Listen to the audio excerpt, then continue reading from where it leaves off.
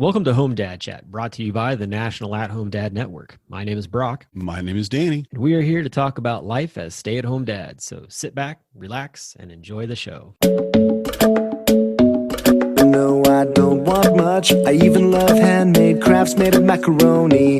Come on now, you should know me. Times I might eat too much. No worry about my weight, got the dad bod rocking on me. Sketches on my feet, cargo shorts look good on me.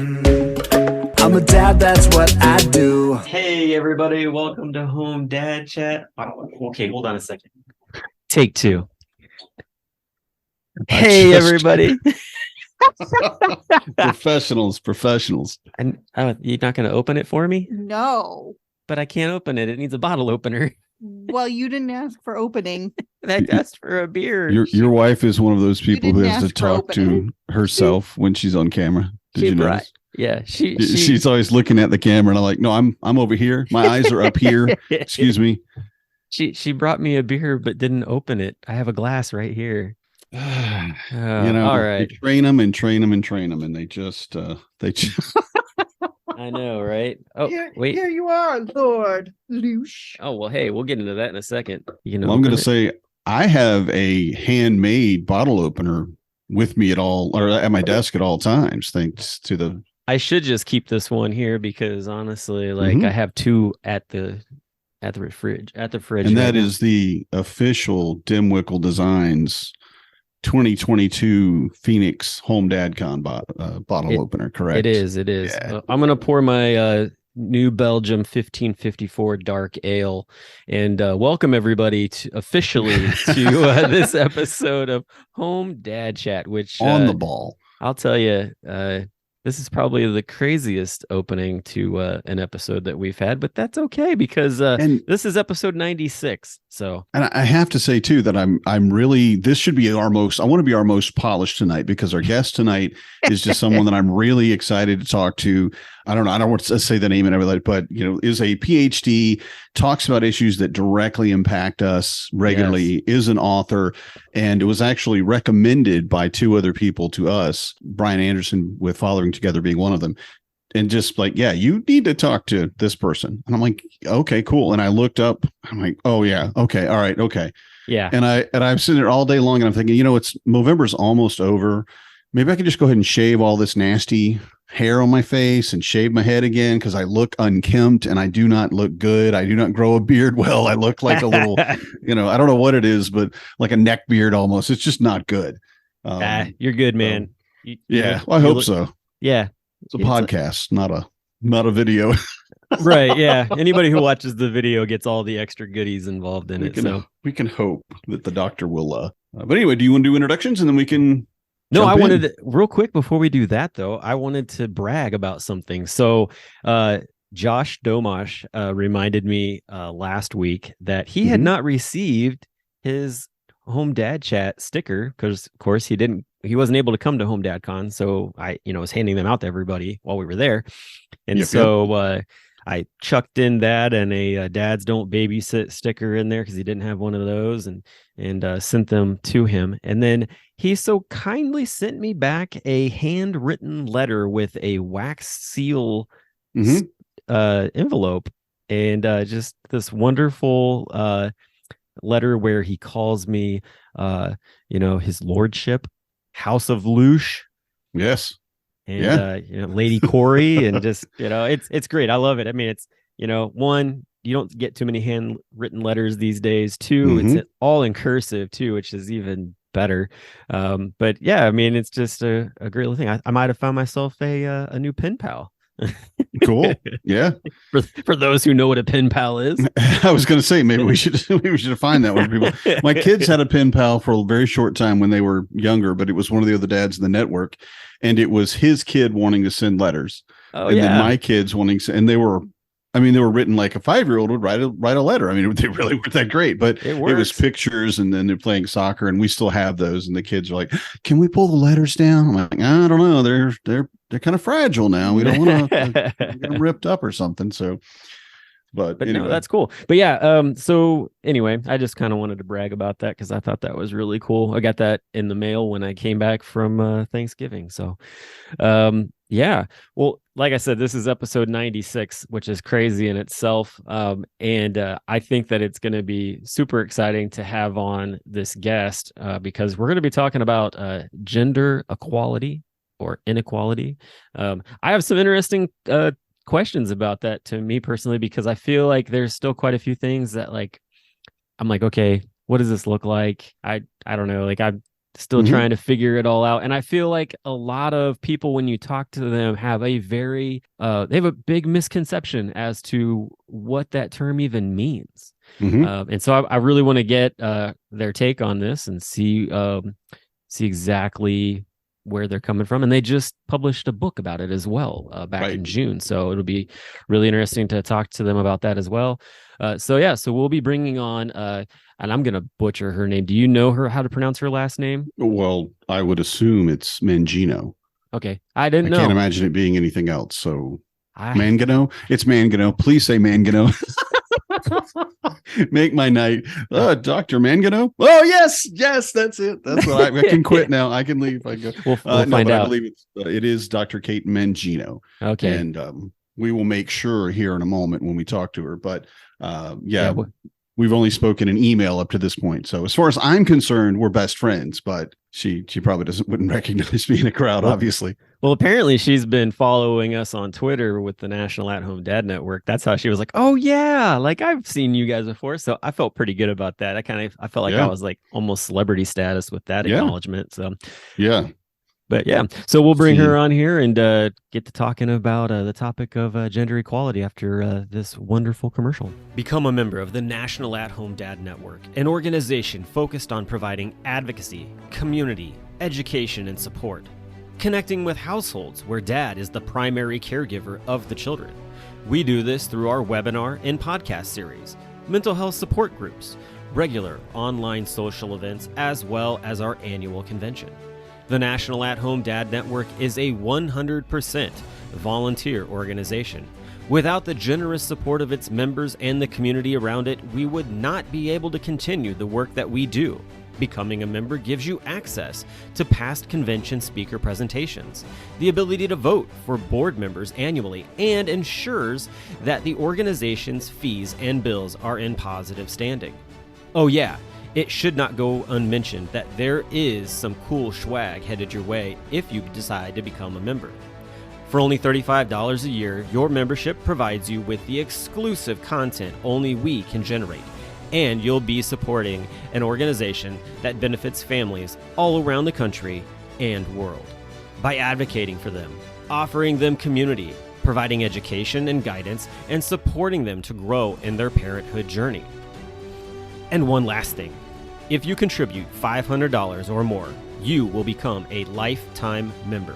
Not only will you receive everything already mentioned, but also a certificate recognizing your status and an exclusive National At-Home Dad Network challenge coin with our trademark logo, Dads Don't Babysit. So, what are you waiting for? Become a member today. Hey everybody, welcome back to the show. Like we had mentioned before, we have a special guest with us tonight. We're going to be talking to Dr. Kate Mangino about her book and about the topic of gender equality. And I'm just so excited to finally connect all of the dots, all the emails that have gone out over the past month to finally make this happen tonight. So how are you doing today? I'm great, and I'm really excited to be with you. And I've been a fan. I've been following you guys on Twitter for a while until it implodes. I'm still looking at what you are doing, and so we might have to switch platforms pretty soon. But no, I think it is a mutually exciting evening because I am also a big fan of what you do. I feel like my head inside of the screen? I feel like it just got really big. It is swelling. Brock does the majority, like the lion's share, as we would call it, of the Twitter and social media work, and he's been doing it for years. And of course, we're a fully volunteer organization, so you really get nothing for it other than an occasional accolade like that. And Brock deserves it. So yeah, absolutely. You take it while you can get it. I'm just going to put that in my back pocket. I'll hold on to that. That's right. Look at it on those really hard days. Someone where I'm like, what am I doing? Someone will mention your book. And it takes so much time, right? I mean, it's just it's a lot of time. It is a lot of time. It looks like, and too, from seeing your website and everything, you spend a lot of time doing a lot of things online and trying to connect with people and getting different information out there. So I'm excited to talk about that with you tonight. But for those who have not heard of you before and things like that, tell us a little bit about who you are and what your family dynamic is. Absolutely. So I have been working in the space of international development my whole career, which is an odd place, I think, to come from for this kind of work. But I've been doing work overseas for, I'm going to age myself, but over 20 years to do social change around themes that have to do with gender. And that always looks a little bit different depending on who I work with. I've worked full time for NGOs, and now I consult and just work for different projects at a time. I've worked on prevention of early childhood marriage. I've worked on prevention of HIV in women and girls, women's empowerment, healthy masculinity. So all of these projects, but they all kind of boil down to gender norms, like identifying harmful gender norms and then trying to get over harmful gender norms. And I was doing some research in Indonesia several years ago, and I was sitting in the middle of a jungle with a group of lovely men talking about masculinity. And one of them said, "What are men like in the United States? Are they open to sitting down and having these conversations? Are they self-reflecting?" And I didn't know what to tell him. I didn't really have an answer. And at the same time, for a while, I was frustrated at the disconnect between my work and my personal life. I'm a parent. I have 2 kids. They're now 11 and 8. When I came up with this book idea, they were 2 and 5. So that's how long it takes to put a book together. And I felt like I was having these very sophisticated conversations around the world because of my work, because I was seen as the gender expert, and I would come in and people would sit down and talk to me. But in my playground down the street, I was having very gendered conversations, and the expectations that my community and my family had for me versus what they had for my husband was like crazy 1950s. And so that was frustrating me too. So between these, kind of events, I just thought, this book project manifested into something where I could have a conversation with my own community, right, about gender norms and household divide and parenting and all of that good stuff. Dang. Right. Yeah, you've been busy. That's a lot. Yeah. So I told Brock earlier, I said, because it's, you may be aware, but it's Movember for men's health and what have you. So I've been letting my hair grow, and I usually have a mohawk, and now I've got this awful thing. And so I cover it with a hat, and my facial hair is terrible, but you do what you can. And so I'm letting it go until the end of the year. And I told Brock, I said, I really just want to go shave real quick. I look like I haven't had a shower maybe or something. My hair, like I haven't shaved in a month. Right. And because it is so very impressive, the amount of work that you've done and just the accolades that you have had in your work in gender equity. And I have not read your book yet. I do have it on my Kindle list, but for whatever reason, there's just a bunch. There's a bunch on there. I know. And what parent has time to read a book? I mean, that's the irony. Mm-hmm. I was gonna say, I will probably end up listening to it as I drive up to Milwaukee for our board retreat. The last time I drove to a board retreat, I did the exact same thing. There was a book that actually the entire board was asked to read, and so I just popped it on, turned it on, and that's what I listened to for 5 hours as I drove to Chicago that time. So awesome. And the woman who did my book, Suhaila, we become friends. She's an absolutely lovely narrator and did a great job. So that's awesome. Can enjoy her voice on your way. That's cool. No, that's great. Nice. That's really great. But yeah, I mean, so here's the thing. Like you mentioned that, you're sitting around with these men in the jungle in Indonesia and having this conversation, and they're asking what men in America are like. I don't know. Like, I think for me, I'm at a place where I'm constantly getting around guys and having conversations. But I know other guys in other parts of the country that find that to be very difficult. So it is very much an unbalanced scenario as far as like where you go and who you're around. Because I mean, you could definitely go to one part or one state and talk to guys, and I could even say it almost in north and south versions of the state and get completely different aspects. It's just, I think it comes down to what guys are yearning for in those communities. So if you've got a bunch of guys that are like, yeah, like let's get together and talk, then great, you're going to build that. But if you've got guys who are like, nope, I'm going to lone wolf this thing, then that it's going to make it very difficult. And I hear that all the time in our community with the National At Home Dad Network from guys who are like, I live in this town, and just the mere mention of me being a stay-at-home dad just is a sour, bitter taste in the mouth for anybody else. And I can't even connect with these guys that are in here who we all have the same foundational, we're dads, but they want to play up so many other gender norms into it and make it so difficult to have any kind of relationship. Yeah, I'm really happy to hear you say that, because that's kind of what I told them. So I'm glad that I was somewhat accurate. I just said, so it doesn't matter if you're talking about masculinity or anything else. It's very hard to say Americans are blank, right? Because there are so many of us, and we are so incredibly different. Yeah. Exactly. So it depends on where you live and your own sort of subculture and your family and your friends and your network. And so I said, there are men who are like you, who don't put necessarily a value on income generation and think, I'm going to provide for my family in other ways. And they're very willing to push gender norms and to write a script that works for them, as opposed to following, what's been role modeled to them. And there are a lot of people who are super traditional, and maybe they've thought it through and maybe they haven't, but they're still sort of going through these motions of a really traditional life. So yeah, that's what I told them too. And I don't think they were satisfied with that answer, but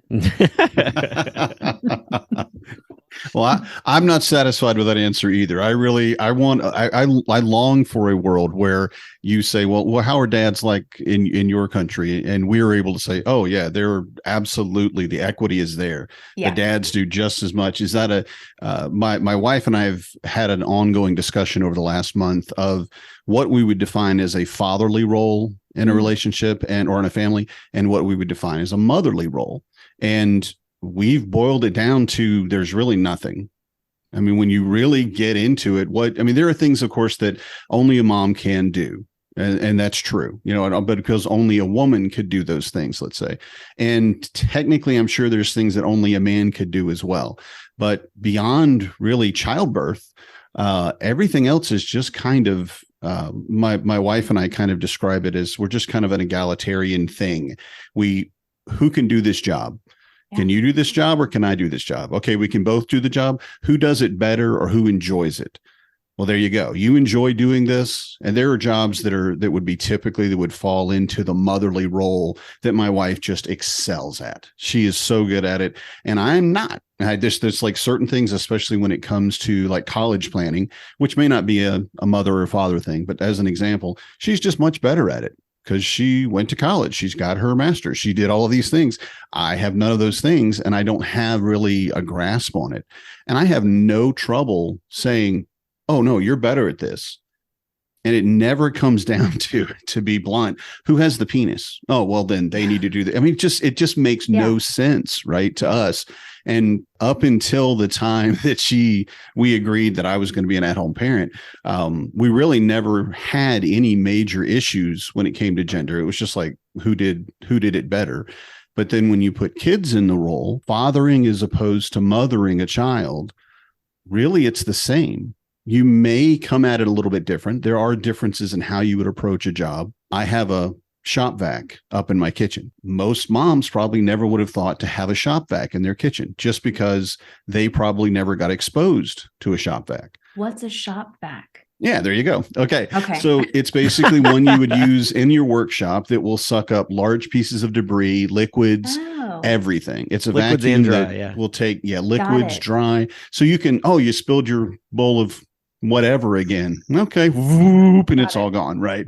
And it's something that really, again, if you were not exposed to shop vacs, you would have no reason to have that. Right. But it, again, didn't come down to, well, I'm a man, so I'm a father, so I'm going to act like this, or I'm going to do it this way. And I love the thing I love most, I think, so far about your book is the cover, which is very shallow to say.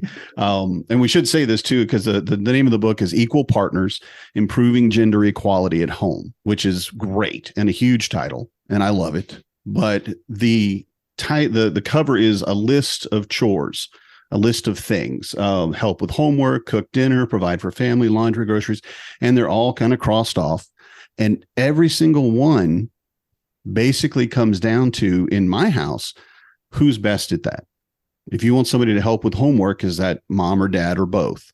If you want somebody to cook dinner, is that mom or dad or both? And I love that you have that on there, that because that's the main, I would say, meat of the discussion that I've always had with my wife, and a lot of our at-home dads have. It's who does what, right? So let's list these chores. Who wants to do which job? Well, again, who's better at that job, or who loves that job?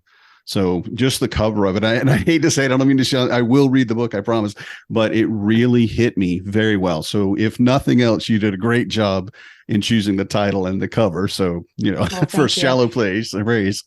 When the cover first came back, all of the chores that were listed that the designer had, and I agree, I like the colors. I like that it doesn't like repel men. I didn't want a pink book that looked angry.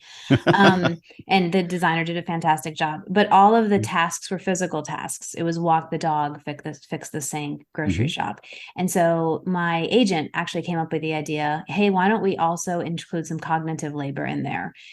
So things like be authentic and allow vulnerability, to kind of mix it up, to show that even from the cover, we're not just talking about designating chores. You can't stop there.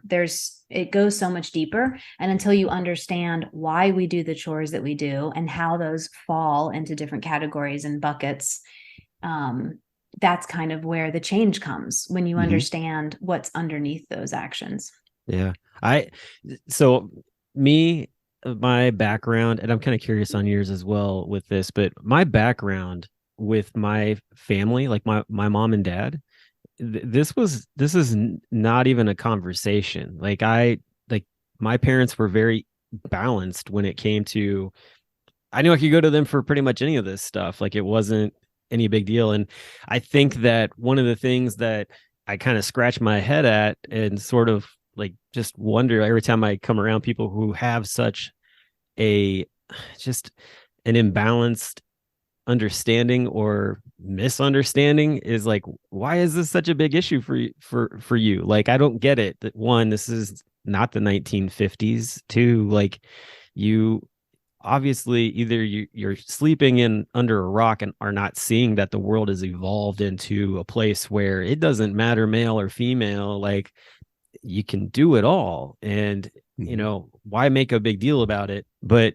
it for whatever reason, like there's just some people that have just dug into this idea. And I know that I've had conversations with especially guys, like I've had some conversations with some younger guys, and it even seems like that these younger generations are having a difficult time like with it, and it comes down to, honestly, like how they're brought up. Like, I mean, it really goes down to that. But at the same time too, like I'm just kind of curious, like was your background that you saw an imbalancement of this, or and you felt like the need to sort of champion it, or was it something else? So I was brought up, my parents both worked, and my father, I think, was ahead of his time. So was born in 1976. So my childhood was in the late 70s, 80s, early 90s. And that's when we actually saw a pretty big cultural shift. We have these chore diaries that go back to 1965. And we see that between 65 and 85, men's participation in the home shot up from 15% to 33%. And I think that reflects women entering the workforce as well. So that 65 to 85 time period was a time of big change in our country. And I think my dad was one of those men who stepped up and did more. He cooked dinner. That was just his job. My mom remains a sketchy chef. And when I was a kid, it was like, oh, mom's making dinner, look out. And so I did see something different than the norm growing up.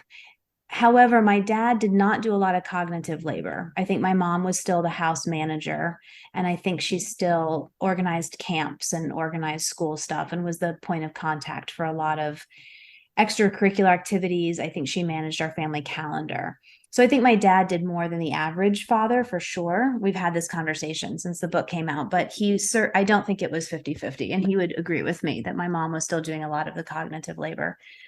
I agree with you that I think we're really kind of stuck. And I think that's one of the reasons why I wanted to write the book, is because there are so many people that think we have reached equality. Like, check the box, let's move on to something different because we're done. And, part of my book is just to say, no, we're not done. So in 1985, men's participation in the home, and these are only in different sex couple households, so we have very limited data, but was at 33%. In 2020, it's at 35%. We've only changed 2% from 1985 to 2020. And that's almost like a plateau. I mean, that's kind of sad. So I think we're still stuck in this place where we have seen a big difference. Men are doing so much more than their fathers or grandfathers. I don't know too many men that have a problem with changing diapers or strapping on a baby Bjorn or doing grocery shopping or cooking dinner. But a lot of that family calendar, family planning, agenda keeping, cognitive labor, managing of the household, anticipating all those little needs, things that you get because you're stay-at-home parents, so you know what I'm talking about. But a lot of dads are not doing that. Or I just don't want to put it on dads, but in dual partnerships, there's one person that's doing about 1/3 of the work and one person that's doing about 2/3 of the work. And then that can be any gender, right? We just see this pattern happening over and over again. Right. Yeah. And with that, just so one of the things with that imbalancement comes into play with also too finances and things along those lines. And I feel like a conversation that we are constantly seeing and having online with the community of dads is things like our money versus my money versus their money type of situation, and how just imbalanced that is. And Danny and I have had that conversation with our wives actually on a podcast episode before, or even hey, like I need a break type of deal. Like I need, and just that idea of understanding for either a partner in the fashion of like, if the person who's working all day out of the house and it's just like, I still need some time to just sort of like figure it out. But the person who's at home says the same thing. Okay, well, instead of fighting about it or getting mad that you're both the displaced, like each of you come with a way to get it time to have that breath when everybody comes back together. And I feel like those are the things that, I feel like this kind of falls in line with what this book is representing. Absolutely. Yeah. And I think that's a great question for new couples to have with each other. Do you think that the person who earns more money doesn't have to do as much at home? I think that's a really important question to talk about, because I think there's a lot of assumptions. And then you get in the middle of it and you've been married 10 years and you've got 2 kids and you're like, wait, you think that? Right. Yeah. So I think another really good question is, does the person who works more hours get to do less in the house?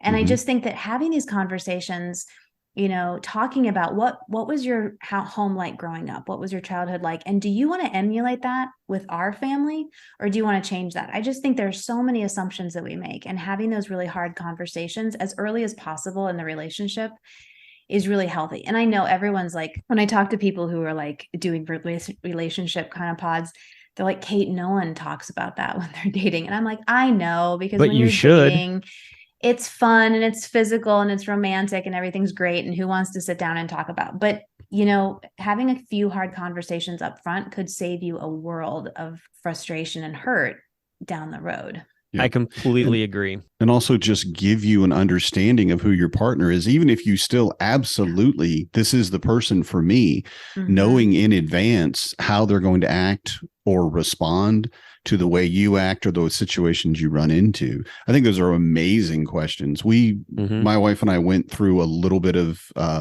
I wouldn't say counseling per se. It was more like one of the priests or pastors just asked us some questions about, who and what, and are you going to have kids? And they were wonderful questions that you should definitely talk with your partner about. Are we going to have kids? Because again, just like anything else, we could say, if I go into the relationship assuming, well, of course we're going to have kids. My family, we all have kids. That's what we do. And then their family, your partner is like, oh no, I don't ever want kids. That's a split that you really can't come back from. Yeah. But even little thing, I shouldn't say little things, but one of the questions that we had is the age old, Well, if you were in a situation, there was a house fire and it was either save your partner or your child, which one would you save? And you could only save one. There's no way to save both. And like with my wife and I'm immediately go, well, of course I'd save you. Why would I? What are you talking about? Why is this even a question? And obviously a little bit of a moron, didn't really have any idea that other, opinions could exist, I guess, because Marnie, my wife, immediately said, what? Oh, no, I'd save the child. What? No, why? And it was amazing. And it still actually comes back in our, deeper conversations sometimes about how we act and react with each other and with the children. And it's still with her. And I'm okay with this. I'm not trying to be, don't pity me. I don't mean like this, but I'm second place. It just is. She loves me deeply. I mean, endearing woman. I love her and she's just the moon and stars for me. And I feel like I'm the same for her. But the reality of it is, if it came down to it, I know that she wouldn't try to save me. And that sounds kind of dark and almost depressing, but the reality of it is understanding how your partner works, how they're built, what their expectations are, is such a valuable thing.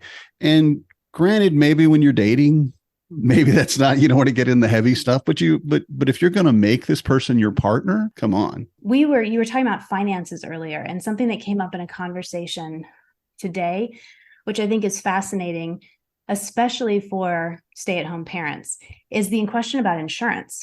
When you go to get insured, have you talked about this on your pod before, is, okay, I earn less, so I get less insurance. And the assumption is that the earner can just hire someone to cover whatever that person at home is doing.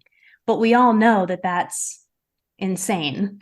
No, and it would never. That's a good word for it. Right. My wife specifically tells people that she has, like, I think it's like $1 million policy or something like that on me, because if I were to unexpectedly die, like, who is going to be, the mechanic, the lawn care, all these other different, like, running the kids to school, like all this different stuff. And she's just like, basically, like, I would have to step away from what I'm doing to be able to manage the house that way. Yeah. And insurance is huge. Like, and that's another conversation that's been had in our community, is, what does that look like to have insurance, and what should we be looking at, and that kind of thing. And so, I mean, my wife pulled out a policy for me through work, and then I did one on the side through a company type of, like, through a like an insurance company. So yeah, very important and very, like, overlooked. Oh, very overlooked. And I think it just shows how our culture undervalues household work and caregiving work than an unpaid labor, because that is actually the irreplaceable stuff, right? Like, you can always find someone to fill your office chair, but you can't always find someone to take care of your kids or to take care of the house in the way that you want it cared for. And so I think that that's another interesting conversation about sort of valuing, we just put so much weight on income. And I think that that's one of those gender norms that we need to break, is it's not just about men and women and parents, but it's just about two partners and truly valuing what both people bring to the relationship beyond income. Yeah. And that's one of the things I remember, and looking through, like, some of the stuff that we were talking about in the emails that we were going back and forth, you were talking about the concept of providing for family. And I know that one of the things that Danny and I have discussed is the fact that I've had missionaries stay at my house from places like Africa and India, and they tend to really just have a hard time wrestling with the idea of the man in the house not going and bringing money home. Like, that I'm taking care of the kids and I'm taking care of the house and all these other things. But when you sit down with somebody who is not used to seeing that role played out, and you get the opportunity to both show and share with them, like, what that looks like, and that doesn't take away from, any type of leadership style or whatever it is that you have for your house, like, it works. It's all about what works best for your family type situation. It's interesting that after a conversation like that, there's a better understanding for them, and they go back to their country. And I know like one of the guys specifically from Nigeria who was just like, I'm going back to like talk about this to my community because I know there are guys that are in a situation like this. Because I told him, I said, there are men who maybe they can't work for different reasons. They're disabled or, whatever it is, but they can still function.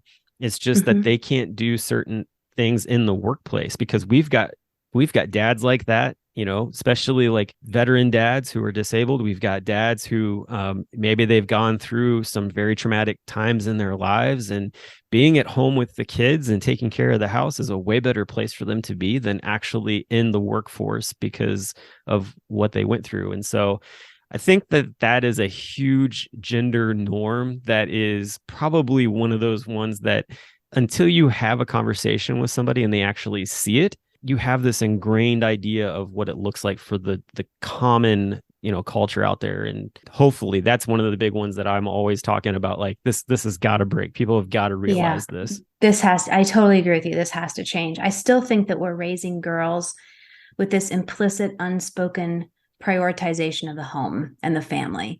And I think we're still raising boys with this unspoken, assumed prioritization of earning income.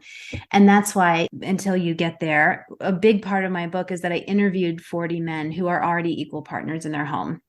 And I didn't want to focus on what men do wrong. I wanted to focus on what men do right, because that's far more fun to research and to set, goals and have role models for people and say, this is what an equal household actually looks like. And this is how they make it work, and see if their stories helped other people.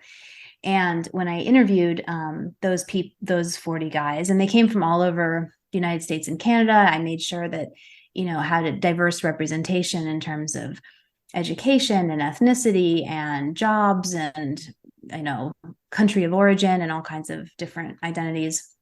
And what I heard over and over was this understanding that hit them at different points in their life, that providing for your family is way more than financial. You provide for your family emotionally. You provide for your family through care. You provide for your family through time.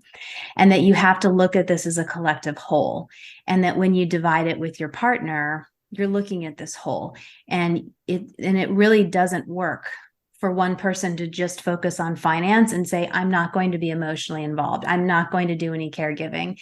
There's no way that can be equitable, because the financial part is often less time consuming than the caregiving and the emotional part. And I think when all of those men embraced that idea, right, however they came to that conclusion, it was really freeing for them.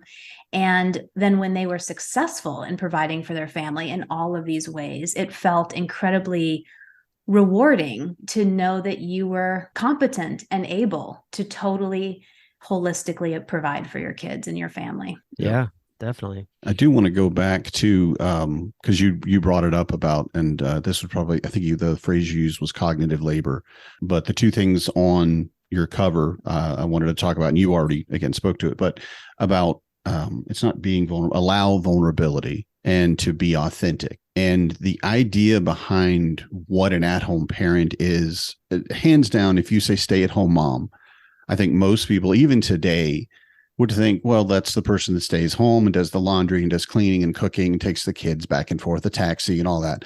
But there's so much more involved in being a parent than providing financially or providing clean clothes. Yeah. Those are great. Those are very necessary. Yes, we need those things.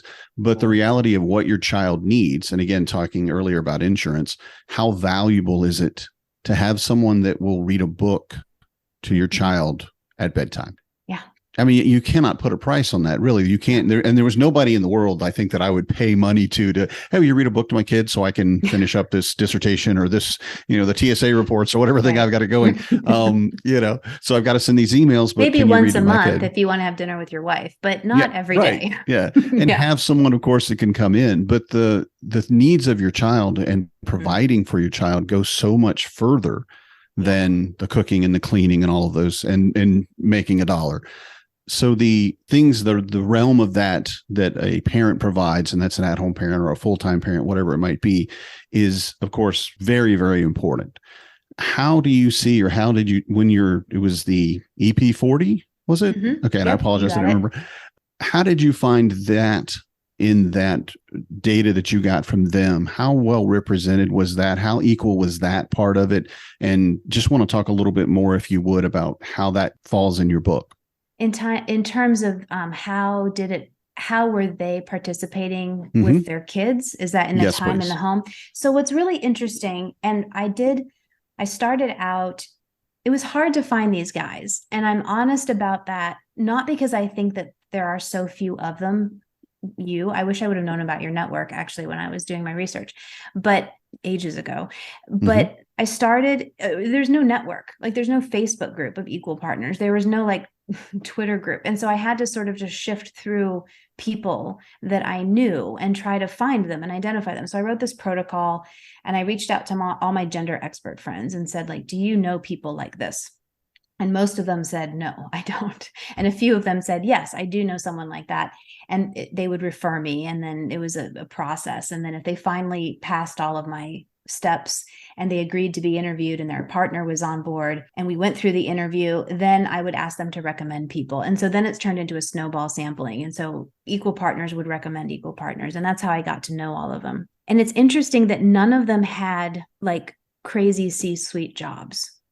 I think I had one physician, a therapist, but no executives, no directors or president, like no one had that job that took more than 40 hours a week. Mm-hmm. And I think that I've thought a lot about that over time, because I think time is so important, and not just quality, but quantity. You don't know when those beautiful moments with your kids are going to happen. It's not when you dress them in matching outfits and pose in front of the fireplace. That's horrible. That always ends poorly. That is terrible. And it's not going to be that soccer game on Sunday afternoon. Like, you just never know. I feel like some of the most memorable moments I have with my kids were like funny conversations we had in the car on the way to school, or just something goofy that happens at bath time, or around the dinner table. Or you realize that your 3-year-old knows like every single lyric to a Bruno Mars song, and you're like, maybe that's not a good idea. Those are the gems of parenthood, and that comes with quantity. And so if your job requires that you're in an office for 100 hours a week, I don't know where that that's a great conversation that I love. I'd love to hear from people about how to be an involved parent when you have one of those jobs. The 40 men that I found didn't. All of them had a job that was manageable and they could work their hours. I had 2 stay-at-home dads in my data set of 40, and the other 38 did work full-time, but they had manageable jobs where they could take off an afternoon to take a kid to the doctor, or they could take off a week to care for someone. And that was a critical part of their routine.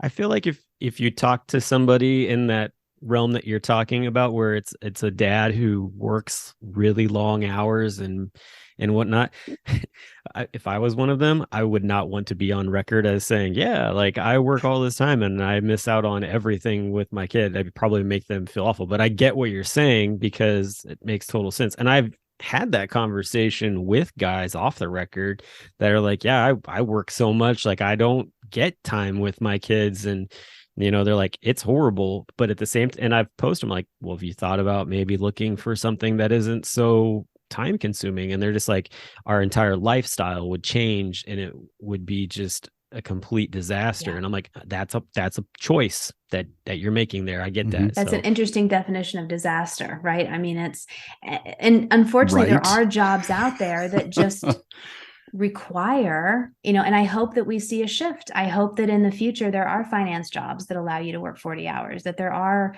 VP jobs that, I think that there are jobs right now, being a partner at a law firm, that they require an incredible amount of hours in an office setting. And it would be lovely if we could change our culture so that every job came with the option of flexibility or balance.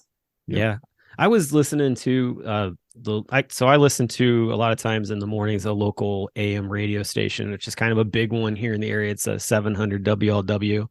And the guys on there, they're very interesting because they're very right conservative, that kind of deal. But I get a lot of good news, and also too, it's just kind of interesting to hear what they have to talk about. But today specifically, they were talking about there seems like this overwhelming amount of like house husbands, kind of going on, and like where are the men working out in the workplace? And I'm like, the whole time I'm thinking to myself, I'm like, they're working, they are doing stuff, but they have figured out how to prioritize, what's more important, working tons of hours or being around their family.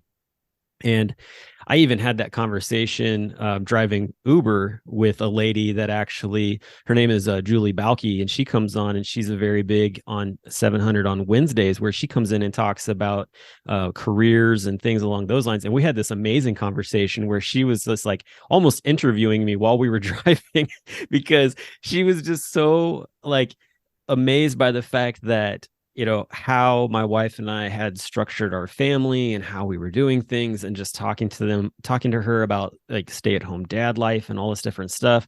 And just the fact that I've figured out a way to make money on the side doing these things, and like provide for my family in these ways. And she was just like, I've been trying to like basically like preach that to boomers for I don't know how long, and she is herself a boomer as well, so like that's why she was saying that too. And she talks about that on the show all the time. But she's like, I'm always trying to teach this older generation that the younger generation is not lazy. They actually are very creative on how they go about living their life compared to how people who are older grew up living their life. Yeah. Although it is kind of sad that a lot of the data that we have, the millennials do not have partnerships any more equal than boomers, and that Gen Z is not looking particularly hopeful. So it's interesting. The generations are becoming much more comfortable with gender fluidity. They're comfortable with changing pronouns. They're comfortable with sort of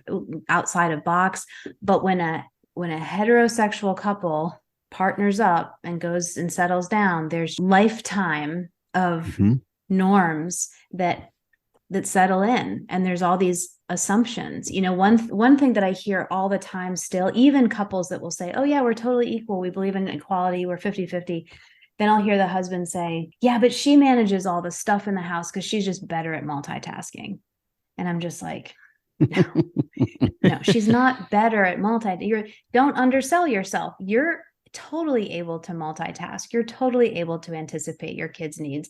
She is doing that because she was raised to believe that was her job. And so she has learned the coping skills around how to be a multitasker at home. It is a learned skill. There's no reason why a person of any gender can learn that skill set. And I think that just, being willing, not all the time, but once in a while, when someone says something like that, to just be like, I don't think that's true anymore.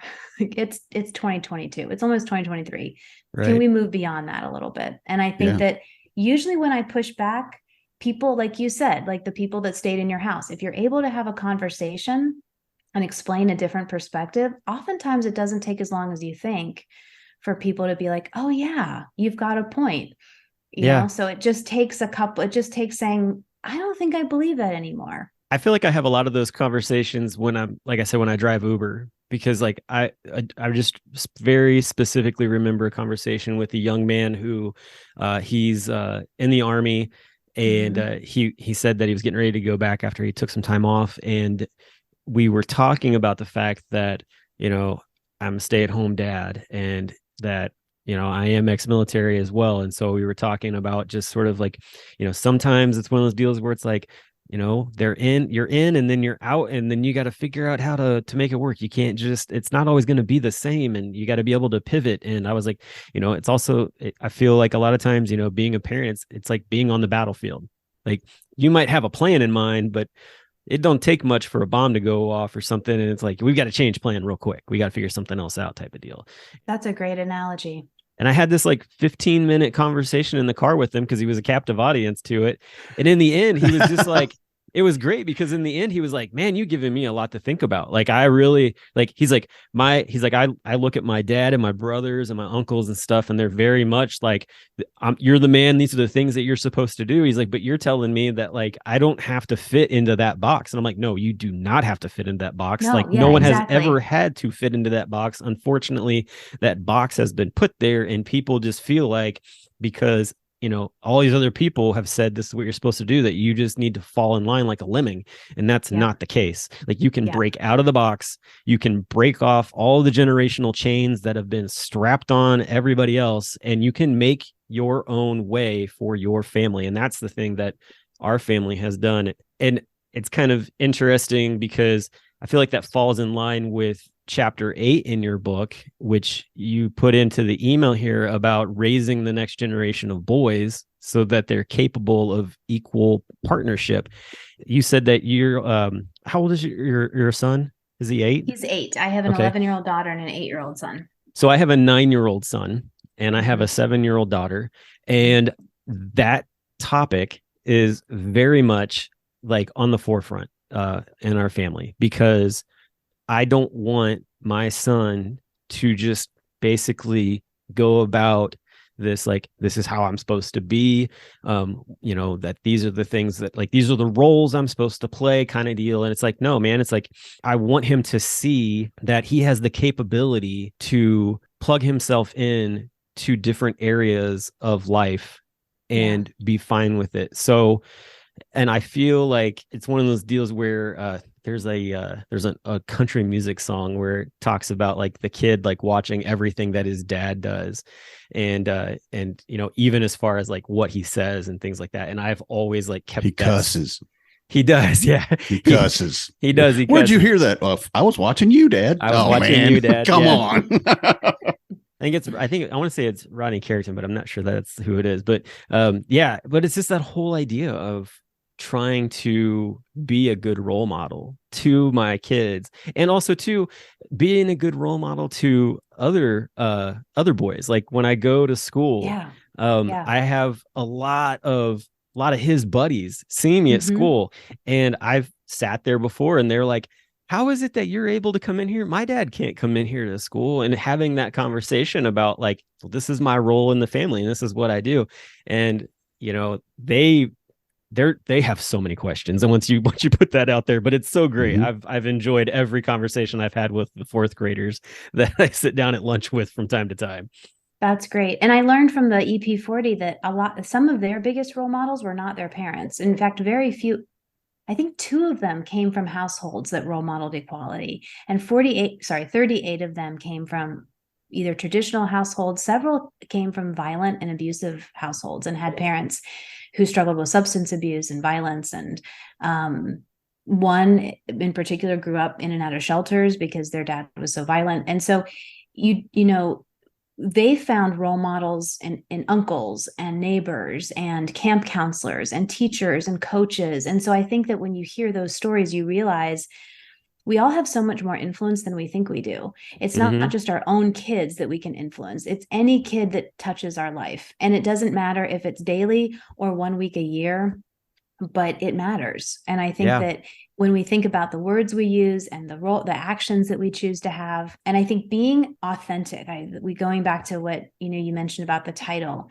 if you are your own authentic self and you are genuine and your kid sees that, then it's sort of telling them, and you can repeat it sort of with words to emphasize it, but to say, I am myself and I'm comfortable with who I am and I'm accepted for who I am. And I want you to be yourself. And it doesn't, again, going back to your box, you don't have to do anything that fits inside a box that you think society wants you to be in.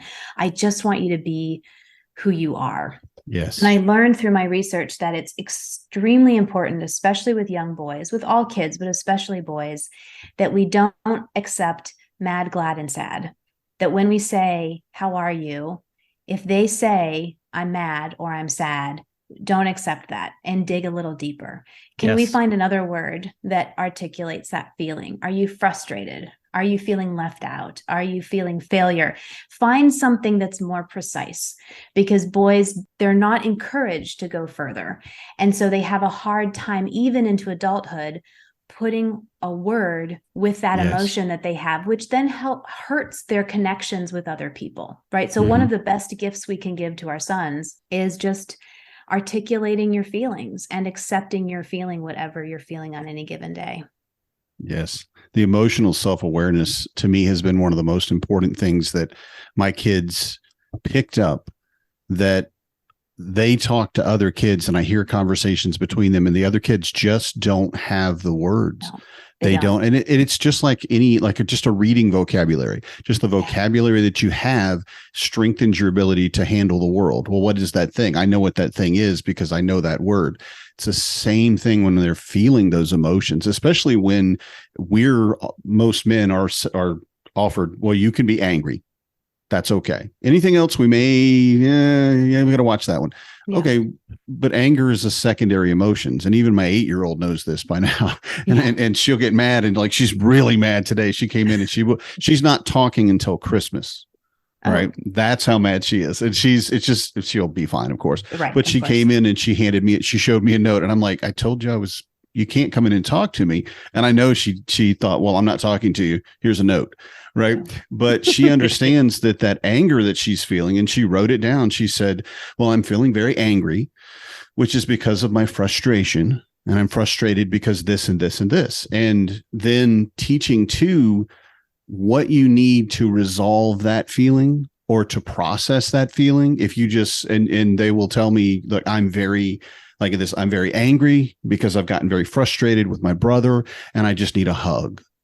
Or I just need some time away. And I can't tell you how amazing my life would have been if I had known this growing up, if my parents had taught me just the words, because you get that feeling and you don't know how to resolve it. You don't know what it's called. And because anger is the only thing that boys really are said they can, really shown they can have, you're not really allowed even to hug your mom is kind of, whoa, what's that? What, you love your mom. Why wouldn't you hug your mom? What kind of a monster are you, right? But I love that chapter is specifically about those things. And I can't wait to read it, really, because it is so very important to have that vocabulary, that self-awareness, that emotional self-awareness. I'd love to hear that that's in the book, and I can't wait to read it. Thank you.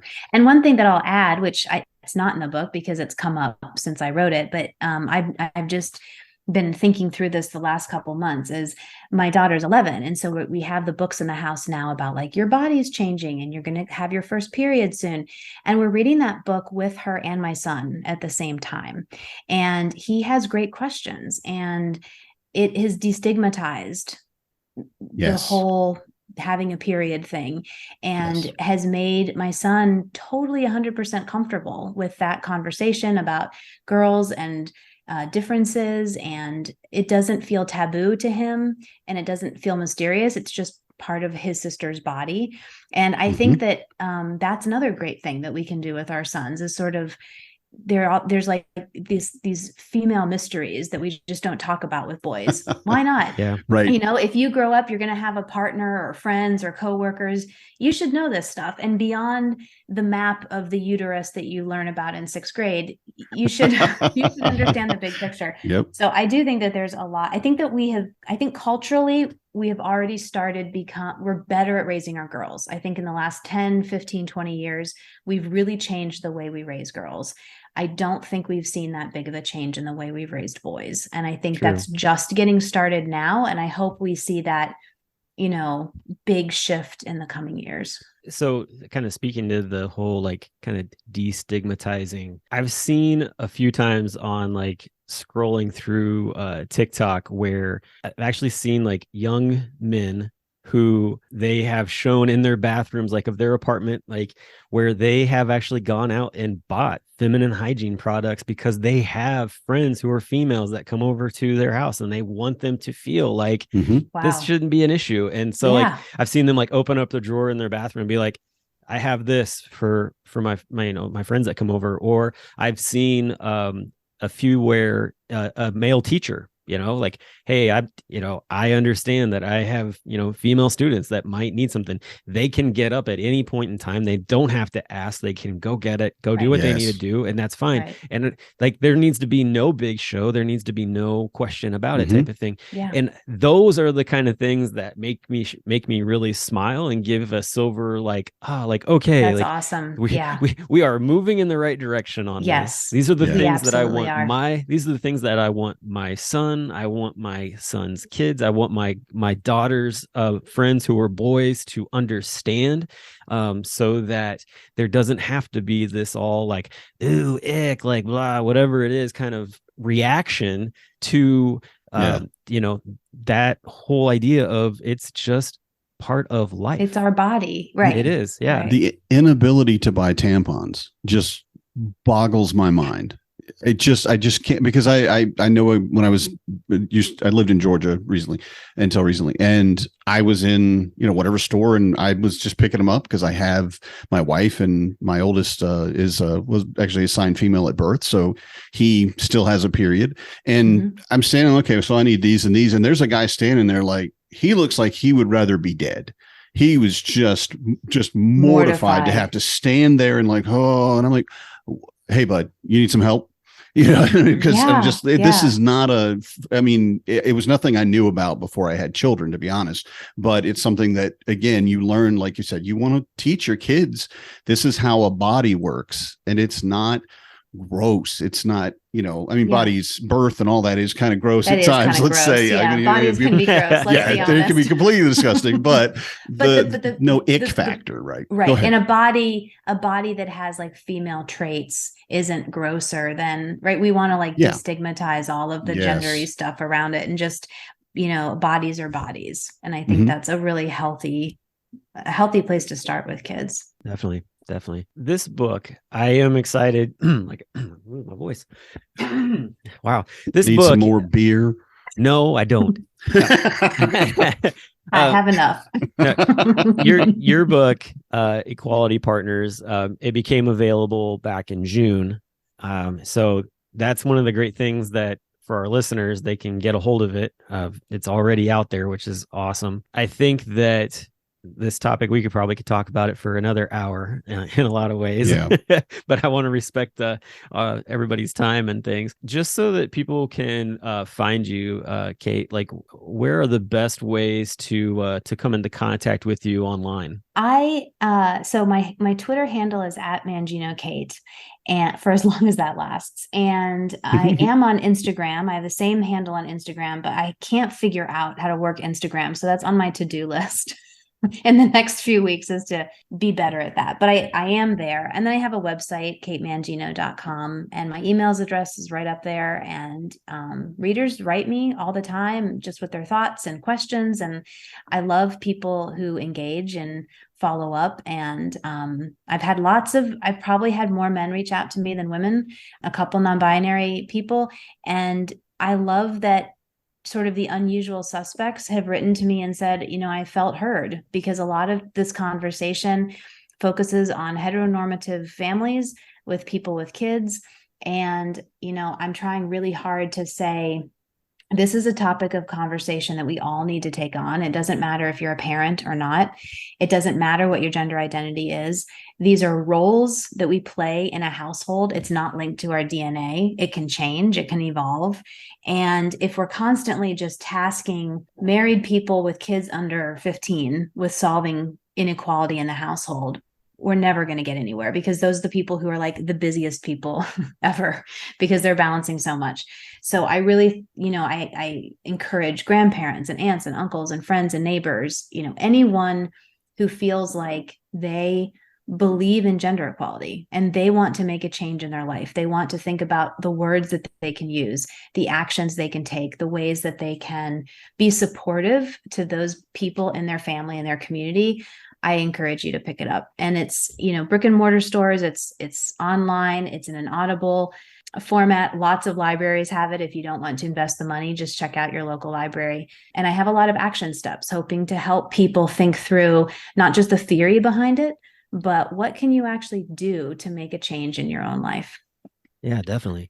And you also on your website have the ability to sign up for your newsletter, which just going to plug that I saw where you spoke with us, got some stuff on there, but you also have like these connections with some other dad communities, and you talk about the ability for you to be able to just like as a mom be able to connect with other moms and get a question asked really quickly, and what does that look like for a dad. And there actually are communities out there, and so I love the fact that you are highlighting those for your readers to be able to find, and hopefully other dads are that are looking know that there are other groups out there to join that probably fall in line with the things that they are involved in, the things that they do. And especially if they're, a stay-at-home dad, like we've got so many different avenues now compared to what we had when we first started years ago. So I really appreciate the fact that you reached out to us for being a part of that. But I honestly got to say thanks to Brian. And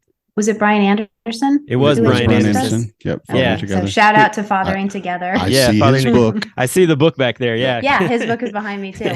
I'm not going to pick mine up and show it off but yeah, it's a great book. I'm enjoying it. And I I got a really sweet email after my Substack went out last week. It was forwarded to this guy, friend of a friend, and he is a new New York City resident, a stay-at-home dad, feeling super isolated, was really happy to hear about you. So I think there are probably still a lot of men out there who feel like I'm the only one who's doing this and I feel really lonely. And you might not be the majority for sure, but there are so many other men like you. And I just think the more opportunities we can have for connection is really important. Yeah, definitely. Yay, dad groups. Yay. Yes. Yay, dad groups. Well, thank you so much for coming on and talking with us. Honestly, like this has been, like I said, a great conversation, and hopefully folks, as they listen to the episode, that they comment and the conversation continues, because there is lots more conversation to be had and lots more to be done to bring in more gender equality throughout the world. So thanks, and hope that we get to talk to you again, maybe when anytime another book comes around or something like that. Thank you so much. It was a pleasure. Good night, everybody. I'm a dad, that's what I do.